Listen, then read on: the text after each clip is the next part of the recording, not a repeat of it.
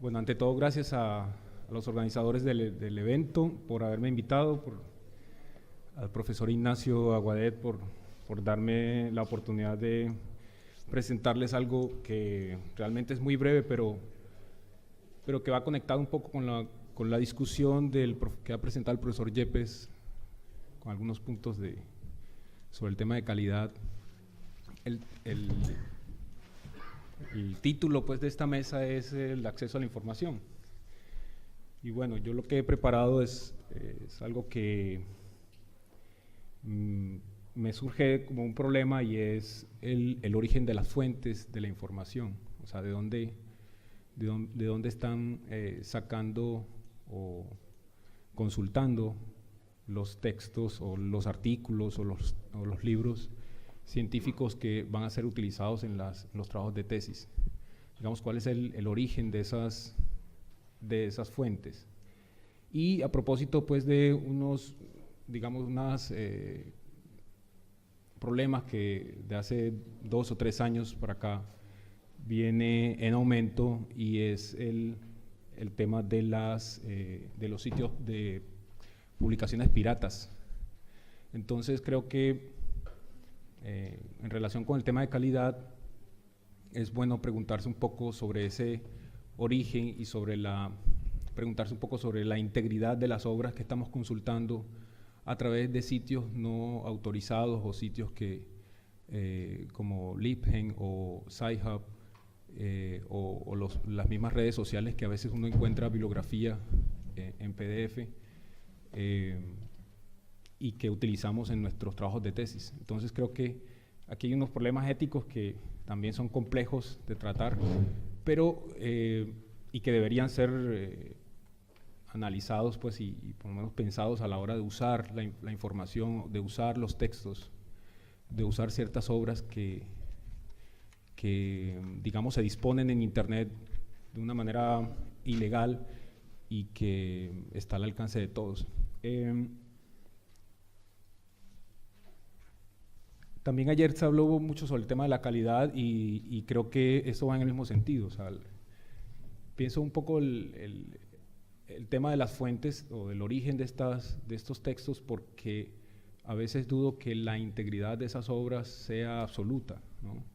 De que los textos que estamos descargando de Internet de lugares no oficiales tengan problemas, y que esos problemas de traducción o de que faltan páginas o de que están mutilados, en fin, esos problemas se van trasladando a la redacción de la tesis, digamos. Bueno, entonces es algo muy breve, pero primero voy a mostrar qué son Sci-Hub, LibGen, las revistas depredadoras que también mencionó un poco el profesor Yepes, y esta nueva ola de Facebook, que también uno encuentra muchos grupos compartiendo textos y obras en PDF. Hay algunos problemas éticos a partir de una discusión recientemente publicada en el 16 de abril, y bueno, explorar un poco las otras formas de obtener la información.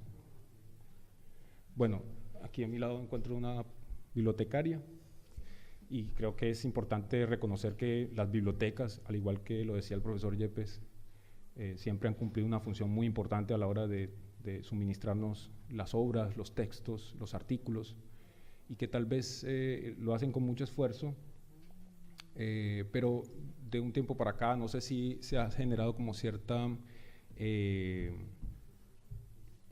digamos apatía de recurrir a las bibliotecas, o cierto sedentarismo de no despegarnos del computador e ir, como decía el profesor Yepes, de ir a la biblioteca y consultar cosas directamente en los estantes.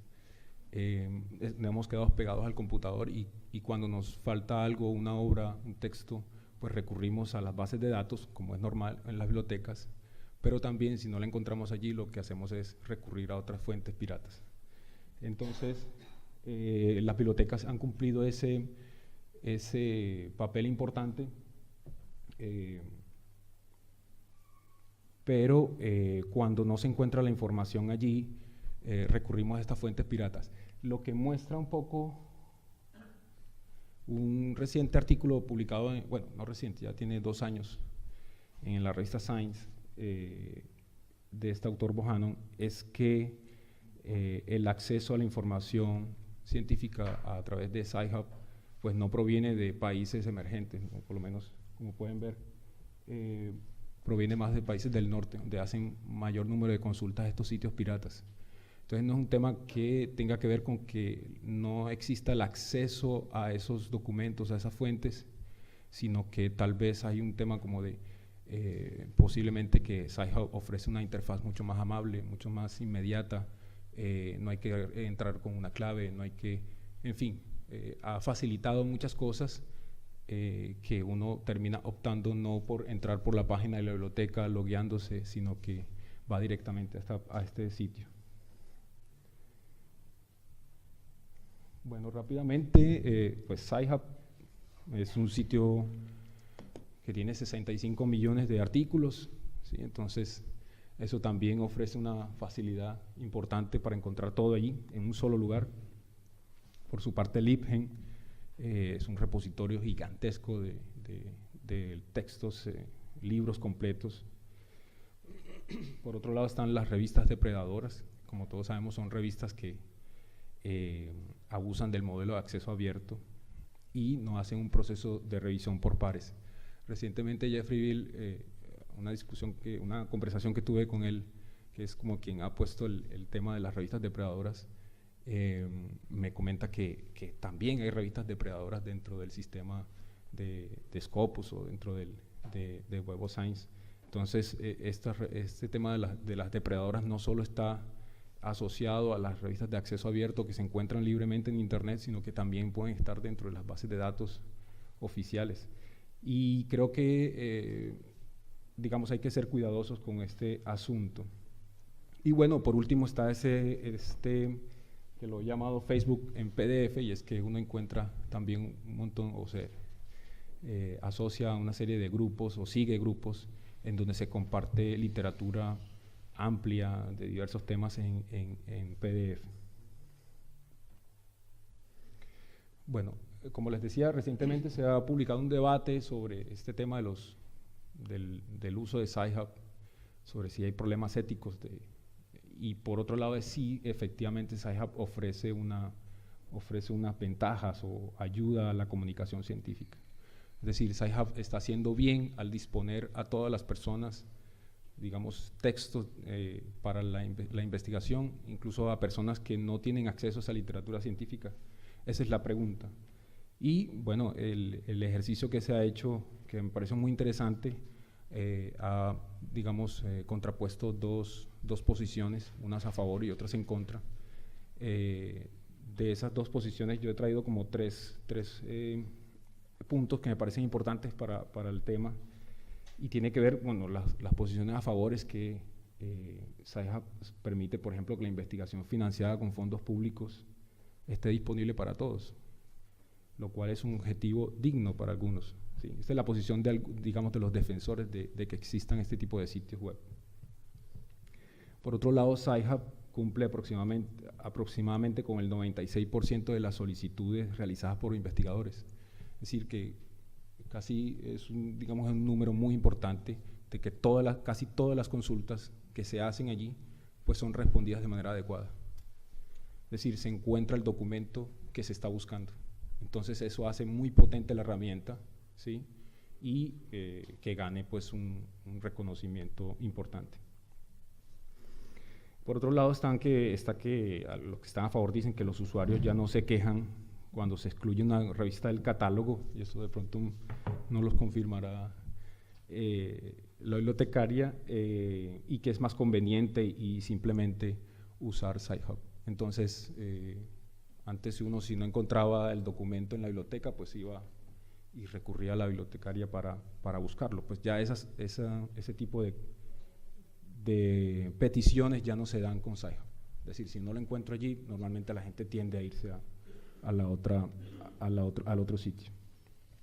Bueno, y están las posiciones en contra, que resumen que ya incluyen algunos aspectos éticos y jurídicos que tienen que ver con que consultar Sci-Hub es un robo, ¿no? El robo es un acto éticamente indefendible, que no puede verse como solución a las inequidades creadas por el mercado. Y por otro lado, representa un grave riesgo para la seguridad de los usuarios, instituciones y editoriales. No hay control sobre las versiones de los contenidos, la originalidad de la obra, y corrompe los informes de uso. Ayer que por un momento le comenté a Rafael sobre este asunto, bueno, tal vez en los textos en las áreas de ingeniería o medicina, pues esto sea, digamos, muy importante tenerlo en cuenta, es decir, las versiones, como no hay control de las versiones que están contenidas allí en esos sitios piratas, pues en esas áreas de ingeniería o medicina pues pueden ser peligrosas. Pero en humanidades no tanto. Sin embargo, creo que en el tema de la integridad de la obra, encontrar buenas obras correctamente traducidas, obras, digamos, que no estén cercenadas, que estén completas, que uno pueda leer en su integridad la obra, pues se pone a veces en riesgo con estos sitios web piratas. Bueno, por otro lado, en el caso de las revistas depredadoras, que publican artículos que no han pasado por proceso de revisión por pares. No son, por tanto, fuentes seguras ni rigurosas que pueden ser usadas para desarrollar un buen trabajo de investigación. Citar estas fuentes de manera deliberada es hacer parte del engaño. ¿Sí? Es decir, si tal vez es que exista el asunto del sesgo de confirmación a la hora de hacer el trabajo, y es que si encuentro el artículo que me conviene, ese lo cito y deja de importarme de dónde viene ese artículo o en qué revista está publicado o si la revista es seria. Como si esa parte la puedo olvidar en la medida en que ese artículo me está ayudando a avanzar en mi tesis. Yo creo que aquí lo que proponía el profesor Yepes sobre la lectura crítica también tiene que ir en ese sentido, de verificar la calidad de la obra, y eso se puede lograr con una lectura detenida del texto. Bueno, y por último el tema de Facebook en PDF, y es que este tema tiene que ver un poco con lo expuesto con Sci-Hub, porque hay violaciones de derechos de autor y también se corre el riesgo de acceder a textos manipulados o incompletos que impiden una apropiación integral de la obra de un autor. Digamos, por lo menos el área que yo vengo, que es filosofía, creo que sí es importante tener en cuenta ese tema de las traducciones, de tener buenas ediciones de los textos, que no siempre se encuentran en estos grupos de Facebook. Pues ayer un profesor mencionaba un poco de Habermas, ¿no? Y que es importante encontrar que Habermas tiene un concepto muy importante, pero si no tienes la obra correcta, no vas a hacer un buen trabajo sobre eso, de interpretación. Y lo otro es que, bueno, los problemas éticos que son bien complejos, que se generan aquí, problemas éticos y jurídicos, que no es el caso mencionar aquí, pero que existen y que están ahí latentes, se podrían evitar llegar a ese punto si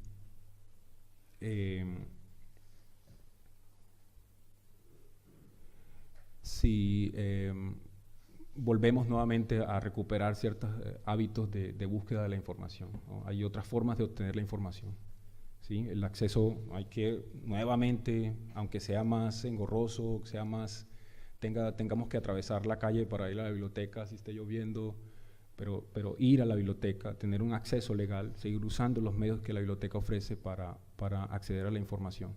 Tengo entendido pues que la universidad y este doctorado ofrece una gran variedad de recursos importantes, y creo que no se justificaría que se recurra a otro tipo de sitios para adquirir la bibliografía. Por otro lado, si no hay de otra forma de adquirir la información, también se puede optar por este asunto de los preprints, que son cada vez más aceptados. Hay lugares donde se puede obtener una versión preprint de un trabajo importante. Seguir consultando revistas de acceso abierto. No sé si ahorita se va a tocar ese asunto sobre bueno, cómo identificar revistas de acceso abierto de calidad, que ahí también podemos hacer esas búsquedas.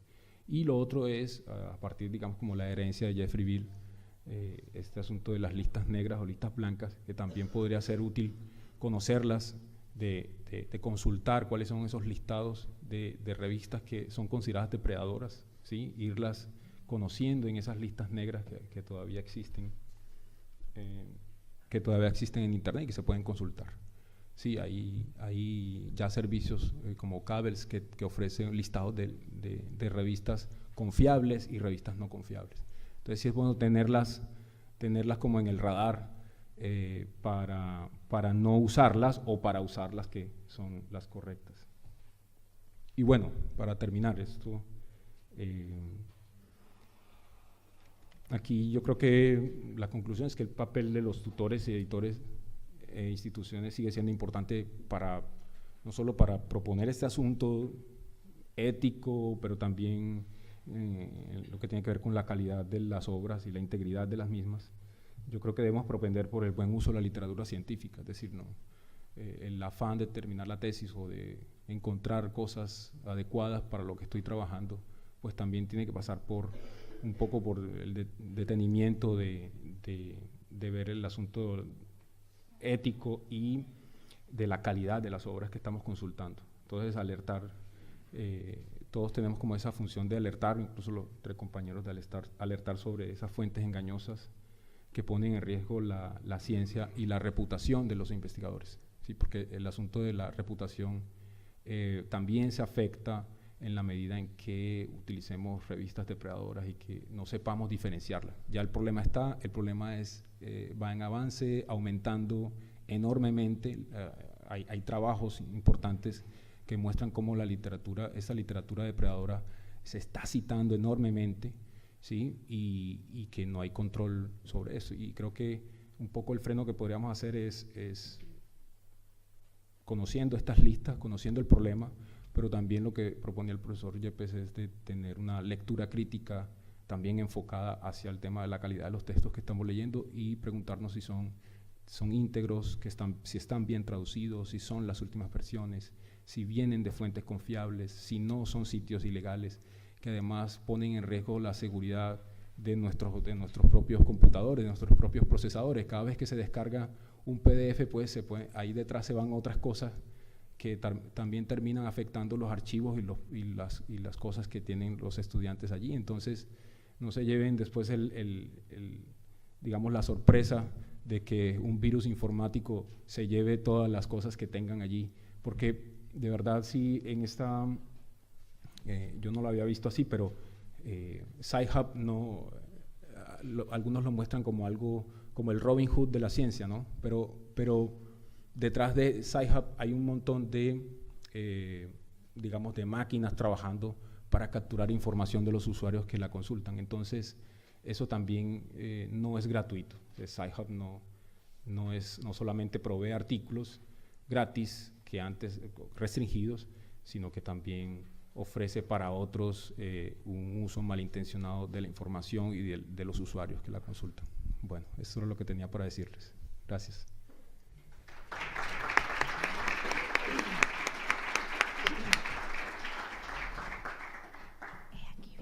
Sí, se me olvidó pasar.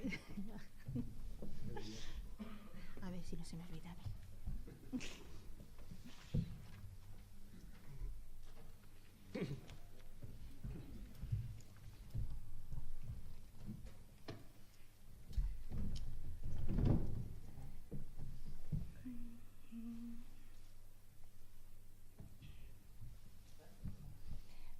No.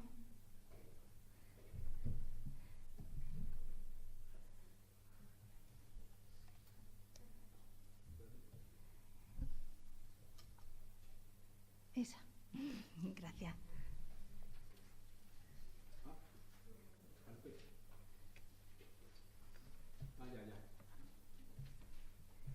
Pues, buenos días a todos. Soy Isabel Lara y soy bibliotecaria. Soy la directora de la Biblioteca de la Universidad de Huelva. Quiero en primer lugar agradecer al profesor Ignacio Aguadet haber contado una vez más con la biblioteca de su universidad para participar en esta escuela doctoral de primavera. Y, por supuesto, a todos los asistentes por estar aquí en este momento, porque estamos rodeados de un entorno natural precioso, que se prestaría probablemente a otro tipo de actividades, pero estoy viendo que esta es totalmente enriquecedora por lo que va de mañana. Por supuesto, a mis colegas de mesa, que comparten mesa, 2 profesores con una bibliotecaria. Bueno, pues nada, será la fase de los agradecimientos. Me vaya a permitir que os confiese que soy bibliotecaria de formación, me formé en la Universidad de Granada, y de profesión.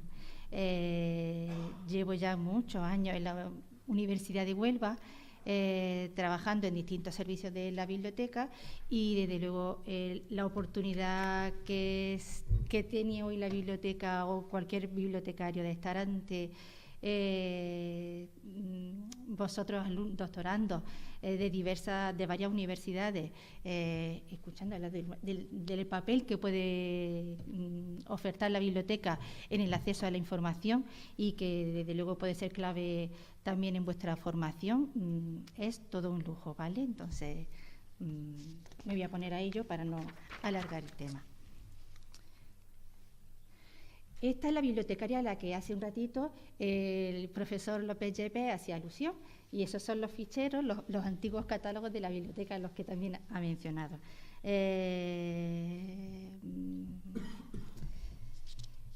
La biblioteca de la universidad tiene que garantizar que cuenta con los recursos es la universidad a través de su biblioteca, que cuenta con los recursos de información para que vosotros, doctorandos, podáis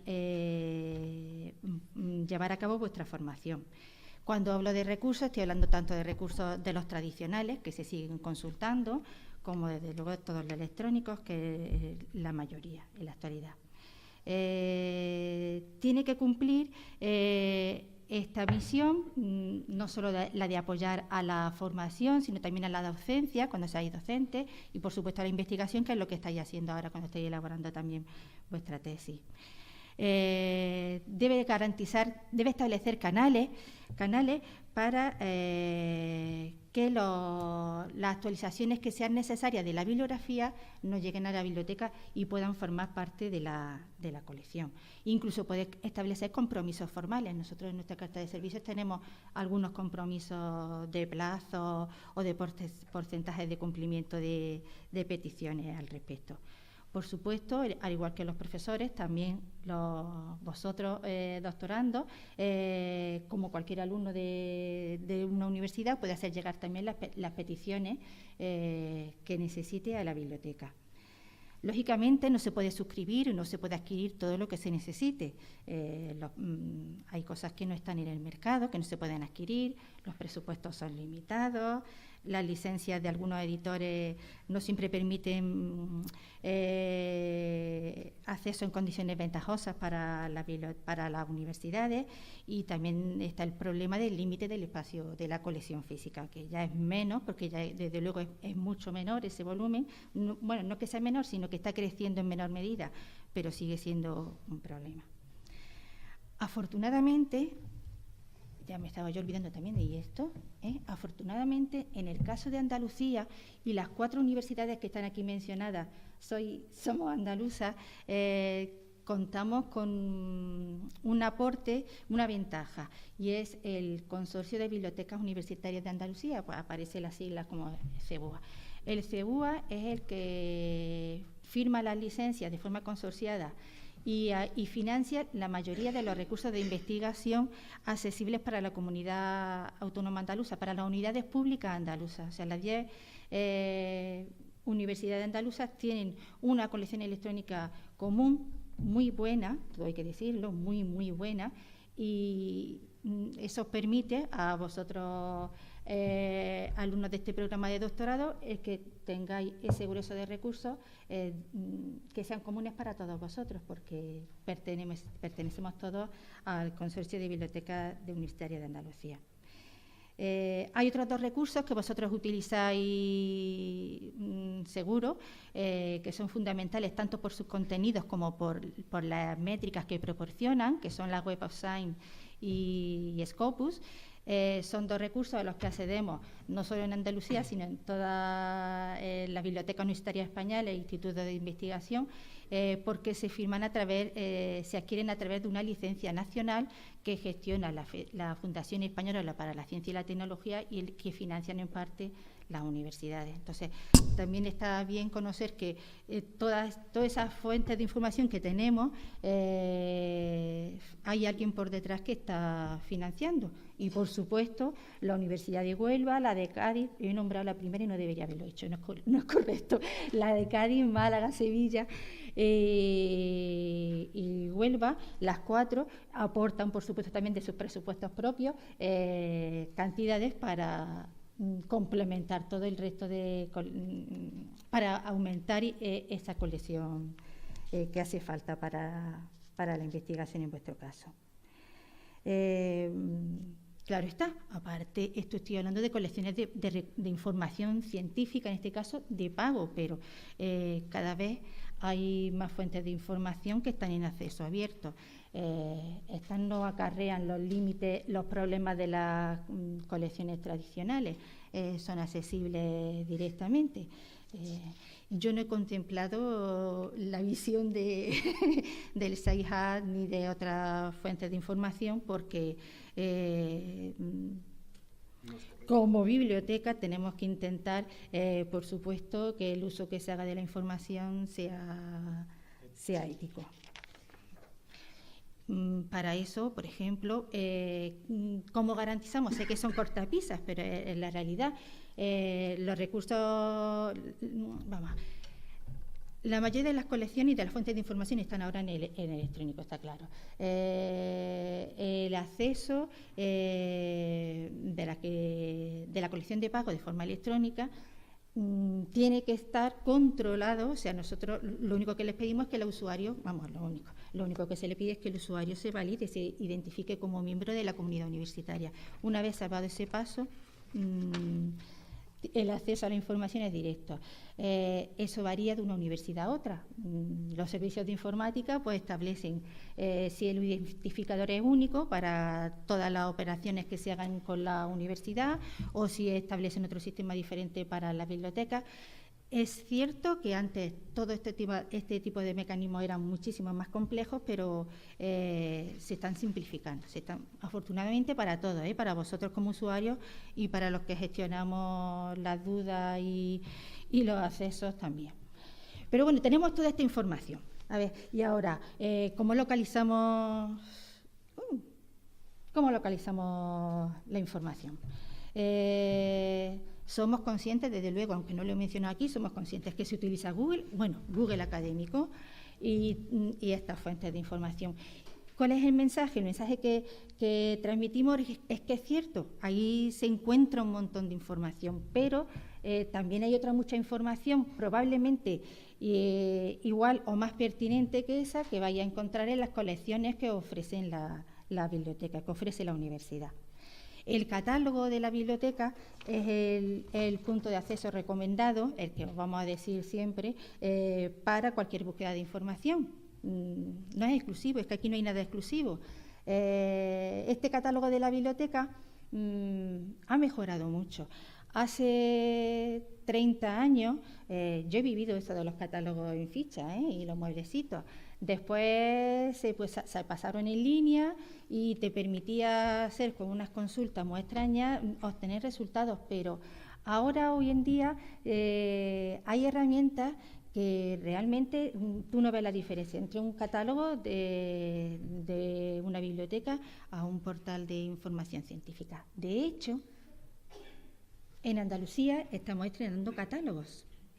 Estamos inmersos en un cambio de sistema de gestión, que uno de los productos, por supuesto, el producto estrella es el poder ofertar un catálogo nuevo. Son portales, ya os digo, donde se puede localizar cualquier tipo de información, desde los recursos tradicionales hasta los contenidos a texto completo que están en los portales de bases de datos o de revistas electrónicas que suscribimos y, por supuesto, los recursos en acceso abierto que también forman parte de nuestro repositorio.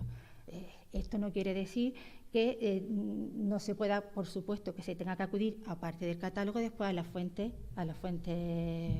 originales, pero bueno, como punto de entrada Yo vengo a contaros las bondades de los nuevos catálogos de las bibliotecas. Esperamos que, desde luego, faciliten la vida a todo el mundo, realmente. Ya os digo, y aparte de las funciones tradicionales, voy a encontrar posibilidades para guardar estrategias de búsqueda, para que os hagan alerta de la información que habéis señalado, o sea que estoy convencida de que van a ser de más utilidad. Bien, hemos visto que las bibliotecas han adaptado la colección al nuevo entorno digital, que también el catálogo, con las posibilidades que nos dan las nuevas tecnologías de la información y la comunicación, también se ha mejorado. Pero nos queda otra pata de la biblioteca, que son sus servicios. Entonces, también intentamos adaptarnos a las nuevas necesidades, porque es cierto lo que decía el profesor Heiner. Ahora no está la necesidad de acudir físicamente a la biblioteca, no es la que se tenía hace unos años. La tenéis, sí que bueno, la biblioteca ahora ya la tenéis en vuestro portátil, en vuestro móvil, igual que tenéis todo, porque la biblioteca también está en la red.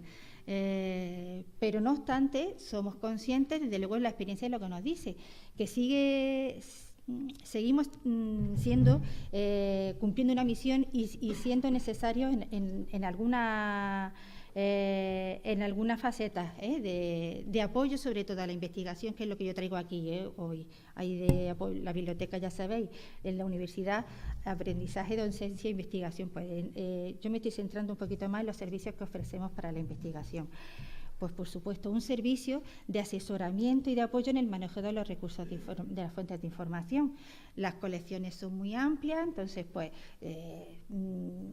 todas las bibliotecas, o la mayoría de las bibliotecas, ofrecen guías en línea, ofrecen formación, ya sea normalmente bajo demanda, porque estos suelen ser formaciones más especializadas, o bien presencial o también de forma virtual. Tenemos, por supuesto, también otro tipo de servicios de apoyo a la investigación, que van también encaminados a orientar a cómo publicar con impacto, a cómo normalizar la firma científica, a cómo depositar en el repositorio y publicar en acceso abierto, y también asesoramos sobre el tema de los gestores bibliográficos, que ya, como sabéis también, aparte de ser meras herramientas para recopilar la información, recopilar y organizar la información que manejáis, han pasado a ser algo más también, han pasado a ser redes colaborativas. Bien, pues también nos metemos por ahí, y si os hace falta, pues podéis contar con nosotros. Nosotros, antes de recurrir, de enviar a un usuario a SciHub, que somos conscientes que existe, le decimos: si no tenemos un documento en la biblioteca, mira, te lo pedimos por préstamo interbibliotecario, que normalmente funciona estupendamente y los plazos no son los que habían antes. Se hacen también envíos electrónicos y así resolvemos ese tema. Y cierro el tema de los servicios diciendo que el consorcio de bibliotecas, vuelvo al consorcio de biblioteca universitaria andaluza, aprovechando que somos 4 que estamos ahí dentro, tiene un par de servicios colaborativos. Actualmente están suspendidos, es cuestión de meses, porque os he enseñado los catálogos de las bibliotecas. Sevilla, Málaga lo acaban de estrenar. Cádiz está con otro sistema que estrenó hace poco también, y nosotros en Huelva empezamos a mediados de julio. Una vez que todas las bibliotecas universitarias estemos en el nuevo sistema, volverá a estar operativo el catálogo colectivo de todas las universidades andaluzas, con lo cual el acceso a las fuentes de información se magnifica, evidentemente. Y se pone en marcha de nuevo, se retoma un servicio que se tiene, que es el del préstamo consorciado. O sea, si sois alumno de la Universidad de Granada o un alumno doctorando de la Universidad de Huelva, necesita un fondo que esté en la Universidad de Málaga, de Sevilla, de Almería, se resuelve entre nosotros, se le proporciona el documento y sin coste final para el usuario. Eso también lo asume el consorcio. Un último servicio que tiene mucho que ver con dónde estamos hoy, ¿vale? Hemos tenido el caso de la biblioteca de la Universidad de Huelva con respecto a la formación del doctorado. Hemos tenido una experiencia desde 2014, la escuela, participando en la escuela de doctorado de la universidad. Pareció oportuno que también estuviéramos presentes, y entonces un poco a través de varias jornadas íbamos contando pues lo que yo he trazado aquí, simplemente pues íbamos viéndolo en detalle. Los resultados, la verdad, fueron muy buenos, en lo que nos transmitió todas las personas que han ido pasando por dicha escuela. Los últimos módulos iban orientados eran talleres, ya no eran tanto de contar, eran talleres sobre, por ejemplo, recursos multidisciplinarios en español, que entendíamos básicos como CSIC y Dialnet, y los internacionales como Scopus, Web of Science, el libro y Science Direct. Yo creo que los talleres los montábamos con esos 6 registros. Así que solo puedo decir que la verdad que la experiencia ha sido muy positiva, y por lo que el feedback, por lo que nos habéis hecho llegar, fue de utilidad realmente, ha sido de utilidad. Y termino con esto, el acceso abierto. El acceso abierto y la Open Science.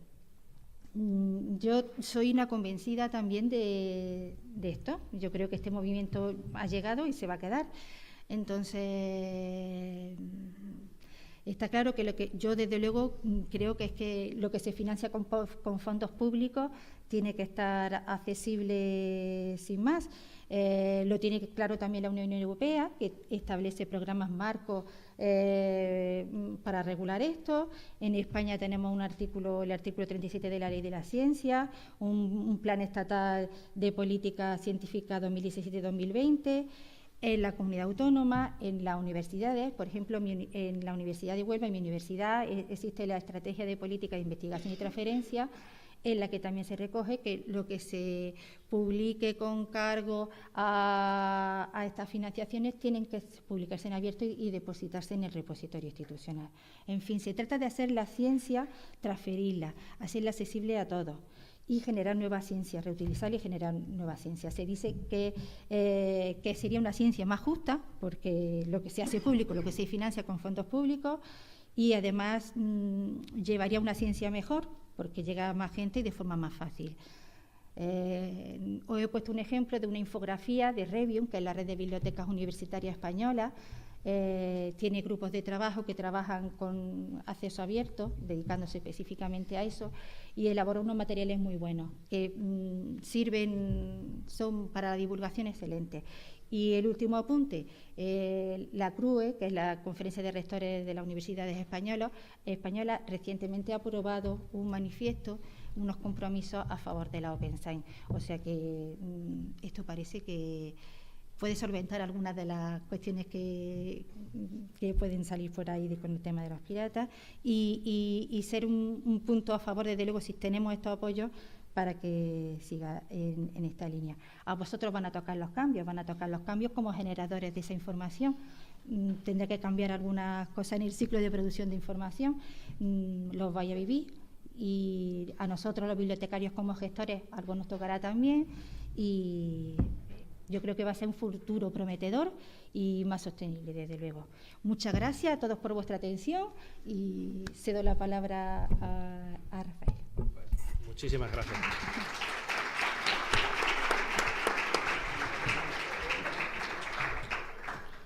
Pues me llamo Rafael Repiso, soy profesor de la Universidad Internacional de La Rioja y en este doctorado tengo la doble función de ser profesor y alumno.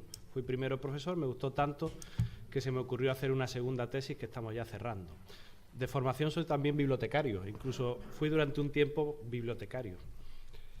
Pero era bibliotecario en una facultad de comunicación y empecé a dar clases en comunicación y pues migré al área de comunicación. Hay varias cosas. Yo soy muy crítico con el acceso abierto. Si los documentos digitales están en acceso abierto, ¿qué va a pasar con las bibliotecas? Si antes las bibliotecas compraban documentos para todos para que accediesen a ellas. Bueno. el acceso abierto permite que cualquiera monte una revista. Bueno, vamos a empezar por la primera parte. Vamos a reflexionar qué es la universidad. Si la universidad fuese una empresa, que en algunos casos lo es, ¿qué tipo de empresa es la universidad? ¿A qué se dedica la universidad? ¿Cuál es el bien principal que tiene la universidad? Es un intangible, el conocimiento. La universidad es una institución que se dedica a dinamizar el conocimiento en sus diferentes funciones. La principal función es la transmisión del conocimiento al alumno, en la docencia. Pero también la universidad adquiere conocimiento. Cuando la biblioteca compra bases de datos, cuando la biblioteca compra libros, adquiere conocimientos para meter ese conocimiento en su ciclo. También la universidad adquiere conocimiento cuando sus investigadores generan conocimiento nuevo. Además, es un conocimiento muy interesante porque no lo tiene nadie. Lo tienen ellos y además forma parte de su...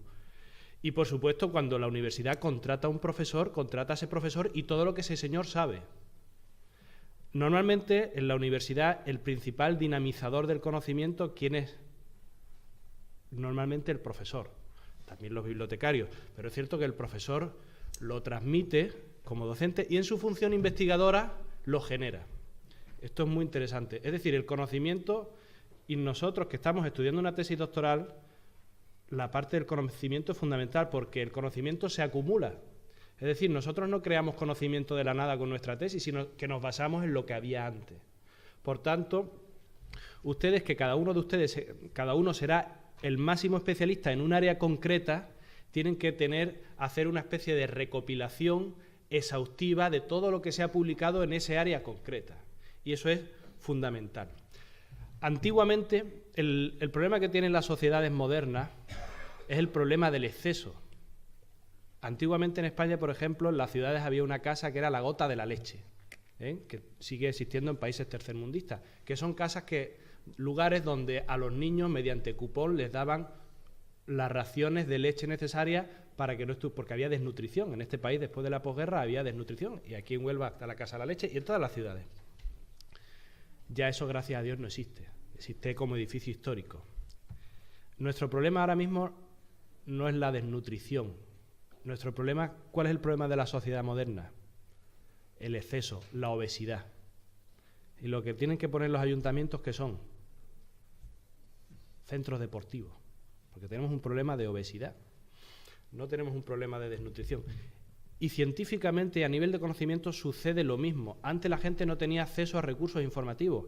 Antiguamente tú ibas a las casas, yo recuerdo de niño que mis padres son maestros, entonces en mi casa había libros, pero yo recuerdo que iba a casa de mis compañeros y no había libros, y eso me chocaba mucho. La gente iba a las bibliotecas porque no había libros, porque no tenían recursos, y las bibliotecas estaban. Pero ahora tenemos un problema con la información importantísimo, y es que tú entras desde tu casa, con el confort de tu casa, en Google, y obtienes más información de la que eres capaz de asumir, de la que eres capaz de digerir.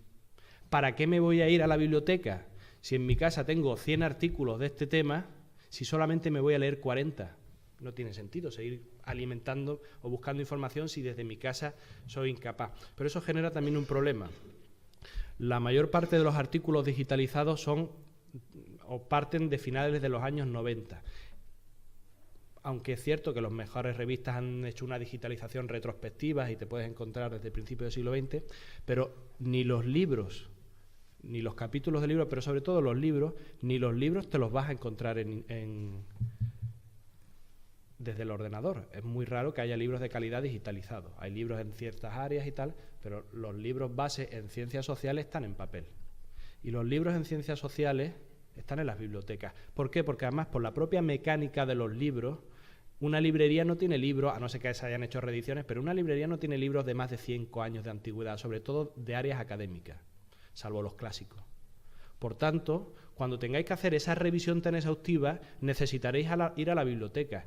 Yo hice mi revisión exhaustiva de la primera tesis en la biblioteca de la Universidad de Granada y estando en una estancia en Reino Unido, en Gales, me pasé la mitad de la estancia en la biblioteca y encontré una cantidad de libros de los años 50, de los años 60 que habían profundizado. Yo estudié sobre las tesis doctorales. La primera tesis era muy redundante. Hice una tesis sobre tesis doctorales, que por cierto López Yepes fue el presidente de tesis. Y eso lo encontré ahí. Esa semana de estancia en una biblioteca del Reino Unido me vino de perilla. Bien,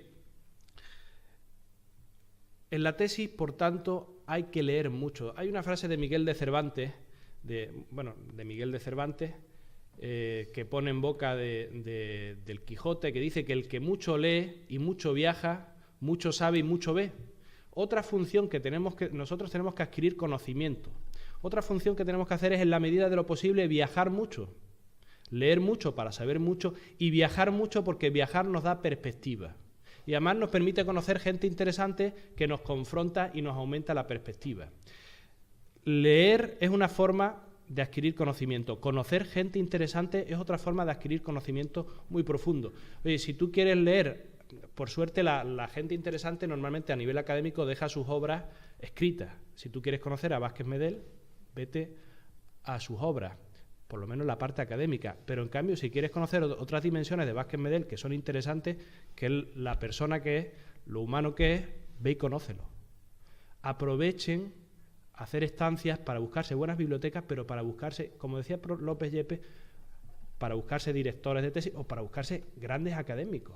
Al final, en un área muy concreta, son pocas las personas que están investigando. Y esas mismas personas serán las que después te evalúen los trabajos. Tienes que conocer a esa gente, saber cómo piensa. Irte de Andalucía al norte de España te da una perspectiva más amplia de un problema nacional. Irte a Latinoamérica te da una perspectiva más amplia de un problema nacional. Irte a Reino Unido te da una perspectiva más amplia de un problema nacional. Siguiendo con la metáfora de la lectura y la comida, somos lo que comemos. Y somos lo que leemos. Científicamente somos lo que leemos y lo que producimos. Y son los paradigmas y son los contextos teóricos donde nos sitúan. Yo a la gente le digo siempre, como soy bibliotecario de origen, igual que los médicos ven en el análisis de sangre cómo está la persona, nosotros los bibliotecarios nos vamos a las referencias bibliográficas, a los pozos del artículo, y vemos cómo están los artículos. Yo, leyendo las referencias bibliográficas, sé mucho de un artículo. ¿Cuánto cita? ¿Cuánto cita es cómo ha complicado el debate teórico en su propio artículo? ¿Qué años cita? Hay gente que solo cita los últimos 5 años, o viceversa. Hay gente que solamente cita, que no cita cosas que tengan menos de 10 años. ¿Por qué? Pues porque hizo la tesis hace 10 años y no se ha vuelto a leer un libro. Entonces tiene todavía el marco teórico. Tan importante es saber y contextualizar el pensamiento clásico de la literatura clásica de tu área, que normalmente en ciencias sociales está en los años 50, 60 y está en inglés, como estar pendiente de lo último. ¿Por qué? Pues porque el conocimiento es acumulativo y no tiene sentido que yo haga una investigación que hace 3 años ya la hizo otra persona. Algo tendré que aportar. Y probablemente esa investigación de hace 3 años me aporte a mí. Es decir, tenemos que estar muy al tanto de lo que se publica en nuestro área, y eso se consigue buscando y generándose alertas y estando pendiente de los principales investigadores de nuestro área, que no son más de 5 o 10, ¿eh? En áreas muy concretas, en temas muy concretos, 5 o 10. Por supuesto, en comunicación son 100, pero en comunicación de moda y tal, 5 o 10.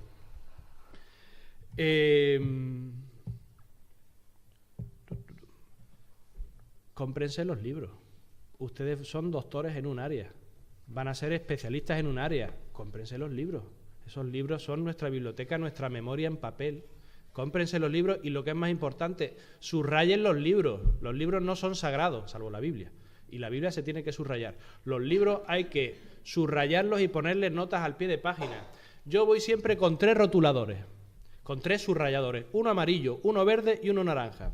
Y siempre voy leyendo. Cuando subrayo en amarillo, ¿saben lo que significa? Esta idea es muy buena. La voy a utilizar en este artículo. Y le pongo una nota al margen. Esto va para la introducción de tal tema. Cuando subrayo en verde, ¿saben lo que significa? Por supuesto lo cito, porque además eso es bueno. Cuando subrayo en verde, ¿saben lo que significa? Esta frase me ha parecido magistral. La voy a copiar entera. Y la pondré entre comillas según la norma APA. Y cuando subrayo en naranja significa normalmente esta traducción, no entiendo este inglés. Entonces le pido ayuda a alguien que sabe. Cuando subrayo en naranja significa no entiendo esto. Voy a pedirle ayuda a alguien, voy a revisarlo y tal. ¿Qué sucede? Que yo voy así en el autobús, en todos los sitios que puedo, en el tren, en el avión, subrayando, leyendo, imprimo, subrayo, tal, y me lo voy guardando. Y después, cuando tengo que escribir, lo único que tengo que coger es los 20, 40, 50 artículos y empezar a hacer vaciado y agrupar las ideas según temas y así. Y cuando después de 10 años cojo los temas de la tesis, bueno, ya han pasado 6. Después de 6 años quiero retomar algo de la tesis, tengo ya mis artículos trabajados y los tengo yo los guardo todo en carpetas AZ. Una cosa que decía profesor López Yepes en la charla de antes, que ustedes tienen que ser autónomos a la hora de buscar información y a la hora de gestionar información, ¿eh? Es fundamental buscar y gestionar información. Mi director de tesis, Emilio Delgado, me dio 3 consejos cuando empecé a hacer la tesis con él. Me dice, mira, Rafael, tú necesitas implementar 3 áreas. En primer lugar, el inglés. ¿Tienes que mejorar tu inglés? Pues porque toda la información, la mayor parte de la información científica de interés y de relevancia está en inglés. En segundo lugar, y por supuesto porque en los congresos el inglés es el idioma vehicular de la ciencia, nos guste o no nos guste. Miren, los que han hecho el esfuerzo económico por ir a la Luna son los estadounidenses. Esto no es una cuestión de norte-sur, es que esta gente lleva metiendo millones de euros en ciencia y nosotros hemos empezado ayer y mañana y, por supuesto, sin hacer la inversión que hacen ellos. Ellos nos ganan en números. Yo creo que el futuro de la ciencia no es norte-sur, el futuro de la ciencia es China. O sea, los paradigmas científicos no son latinoamericanos. Los próximos paradigmas científicos van a venir de Asia. Asia es el futuro. Es curioso porque antes, nosotros que somos de Huelva, también soy de Huelva, nosotros en España siempre mirábamos el futuro como Occidente, ¿eh? La civilización occidental, Occidente era el futuro, siempre nos íbamos más a Occidente. Y ahora el futuro es Oriente, nos permite orientarnos. Oriente nos va a orientar en esto. Y están haciendo una inversión que no podemos superar ni económicamente ni numéricamente, el número de investigadores. Pero me he ido un poco, perdona. El segundo consejo que me dijo es, Rafael, aprende informática. ¿Por qué? Porque la información es muy numerosa. Tú estás estudiando ciencias de la información. Todos, bueno, los que están de educación no, pero en comunicación estudiamos la información y la información está registrada en soportes informáticos. Necesitamos tener conocimientos informáticos no solamente para buscar masivamente, sino para descargarnos y para analizar masivamente la información. Y para eso se necesita informática. Y en tercer lugar, aprende estadística porque la información masiva, la única forma de meterle mano es a nivel estadístico. Y solamente me despido con una cosa. Miren, si ustedes quieren publicar en las mejores revistas del mundo, que son las revistas de Web of Science, Journal Citation Report, se tienen que alimentar de las mejores revistas del mundo. Y tienen que leer esos artículos. Decía al principio que tenemos un problema de exceso de información, lo que algunos llaman infoxicación. Tenemos exceso de información. Pues como en el buffet de aquí del hotel, pues no vamos a probarlo todo. Nos iremos a lo que creemos que tiene mayor calidad y que nos va a gustar más. Pues cuando vamos a analizar información, iremos a buscar aquella información con ciertos prejuicios, que a veces no son sanos, de lo que se supone que es mejor, sin olvidar que estamos en un contexto nacional. Es decir, la ciencia es internacional, tenemos que estar en lo mejor que se publica a nivel internacional, pero también es muy importante que sepamos lo que se está haciendo en nuestro área concreta, en nuestro tema de investigación, a nivel de España. Aunque a lo mejor no esté publicado en esta revista, pero es fundamental, entre otras cuestiones, pues porque son tus colegas a los que tendrás que conocer, con los que trabajarás y porque además tienen tu misma perspectiva, comparten contigo un ámbito. Pero vuelvo a repetir, si tú quieres publicar en las mejores revistas del mundo, si tú quieres publicar en una revista inglesa, tienes que leer los artículos que publican en esa revista inglesa y tienes que leerlos. Y además, ustedes que ahora están aprendiendo a redactar académicamente, tienen que leerlo, por supuesto, interesados en el contenido de las teorías, en las metodologías, aprendiendo de ese tipo de... Pero también, y creo que es muy importante, el estilo. Léanse los artículos con vocación de estilo. ¿Cómo ha resuelto este hombre la metodología? ¿Qué orden le ha dado? Yo, por ejemplo, voy copiando lo que me parece mejor. Por ejemplo, hace tiempo vi que un tipo, a final de la metodología, metía una tabla resumen con los pasos ordenados. Oye, pues ya lo meto yo siempre en mis artículos. Me pareció tan bonito, un detalle de calidad, que yo ya lo meto siempre en mis artículos. Y voy leyendo los artículos, no solamente los datos, el nivel de calidad. Y como decía el profesor López Yepes, pues eso es tienes que desarrollar la crítica formal y la crítica de contenido, porque desarrollando la crítica, y si eres una persona coherente, mejorarás. El lector El escritor es previamente un lector. Si eres un buen lector, serás un buen escritor. Y creo que con esto vamos terminando.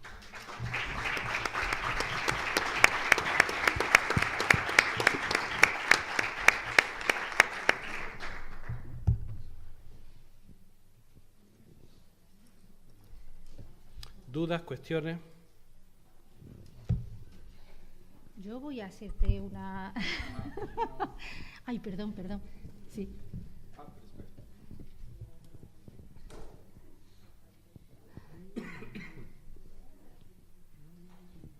Hola, buenos días. Soy María José de la Universidad de Cádiz. Agradecer las distintas intervenciones y voy a ser muy breve. Es que me ha llamado mucho la atención de que no se haya hecho ninguna referencia a, se ha mencionado gestores bibliográficos y me gustaría saber vuestra opinión sobre el Mendeley. Gracias. Para mí es el mejor y he pasado por Prosai, Snow, VNow, Zotero, ResWord y Mendeley. Yo no tengo ningún problema. En la Universidad de Huelva, por ejemplo, recomendamos Mendeley.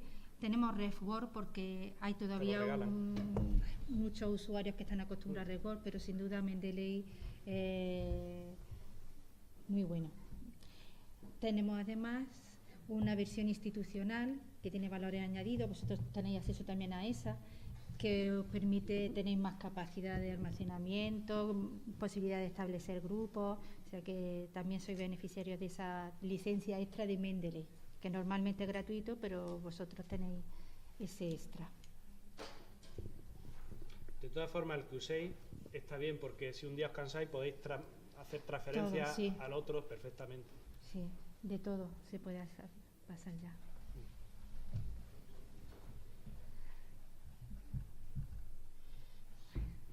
Yo le voy a hacer a Rafael una que me queda un poquito villa al principio. Dice, si esto del acceso abierto va adelante, ¿qué va a pasar con la biblioteca? La biblioteca hoy en día somos las que estamos asignando los metadatos para todo lo que se publica en la producción científica que se produce en nuestras universidades. Somos las que gestionamos los repositorios. Entonces, yo creo que de otra forma distinta, pero ahí todavía tenemos un papel, aparte de que estoy convencida de que habrá otros servicios que se sigan manteniendo porque sean más necesarios, pero que incluso en el acceso abierto creo que como meros gestores no somos otra cosa realmente, pero que tenemos nuestro papel. Yo soy de la opinión que el acceso abierto ha existido siempre que han existido bibliotecas.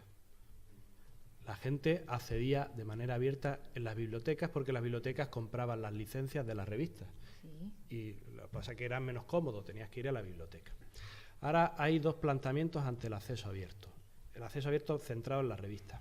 Primer planteamiento, las revistas son gratuitas, los autores no pagan por publicar, nadie cobra, entonces se publican los resultados. ¿Qué sucede? Sucede que eso es un modelo amateur, que no funciona. Muy pocas revistas, no es un modelo eficiente, no es un modelo sostenible, con lo cual baja la calidad de las revistas. Una cosa es que, y hay que distinguir, una cosa es que tú seas el guionista de una película y los actores no cobren, y otra cosa es que el personal técnico que monta la revista no cobre. Y las revistas hacen un papel importantísimo, que a lo mejor en ciencias sociales no lo vemos, pero las revistas hacen un papel muy, muy importante, que es la evaluación de la calidad de los manuscritos. Esto en biomedicina es fundamental. Es decir, un equipo de medicina que le dice, oye, que mira, es que esta revista cobra los artículos a 40 euros. Esta gente tiene... Bueno, tenemos que ir cortando, disculpa. Tienen que... Bueno, y en la segunda parte, ¿saben cuánto cobran? El segundo modelo es que el autor cobra por publicar. ¿Saben ustedes cuánto cobra por publicar una revista de estas de las mejores del mundo? La más barata, o de las más baratas, es PLOS ONE, que cobra 1.400 euros. Science y Nature te pueden cobrar 5.000 euros por artículo. ¿Cuánto pagaba la biblioteca de la universidad por la suscripción a Science? Es decir, el coste del acceso abierto no es ni el doble, ni el triple, el coste del acceso abierto es como 10 veces más a la sociedad por a poner en abierto unos manuscritos que solamente lee una comunidad muy pequeña que de todas formas antes tenía acceso abierto a través de la visita a la biblioteca. Personalmente... Es que ahora en lo que estamos, en lo que estamos es justamente en negociar con los editores otro acceso tipo y de licencias más ventajosas que contemplen las dos. Por supuesto que el acceso abierto es caro, o sea, eso sería innegable. Es más caro. Presenta por supuesto una ventaja, y ahora la fase en la que se está es la de intentar negociar esa licencia. No podemos pagar 2 veces o más de 2 veces por lo mismo de cara a los editores. Es que eso es falso. Y a los editores hay que pagarles, por supuesto. Esto de ponerlo... O estamos aburriendo. Fíjense si el acceso abierto no tiene sentido, fíjense si las revistas que están, las gratuitas, no pueden competir. Esto es como si dijésemos, oye, voy a montar frente a ese restaurante, voy a montar un comedor social. Se supone que es gratis. Oye, pues algo tendrá el restaurante que sigue teniendo... No, el acceso abierto ahora mismo no está solucionado. Mientras no solucionemos, y se puede solucionar, hay varias formas, mientras no solucionemos la calidad de las revistas en acceso abierto que tenemos, por ejemplo, en España, que ninguna cobra, mientras no solucionemos eso, lo que no podemos es ir en contra de las revistas que sabemos que funcionan porque cobran. Y lo cierto es que cobran menos en la modalidad que tenemos. Y lo cierto es que el acceso abierto está en abierto para todo el mundo, pero los que lo siguen, los que siguen accediendo a los documentos son los mismos de siempre, que antes ya los teníamos satisfechos. Es decir, que vamos a gastar más dinero para seguir teniendo al mismo número de dinero público en un país en el que no le sobra el dinero. Lo que vamos a intentar es no gastar más dinero y tener ese beneficio. Eso es lo que se está negociando.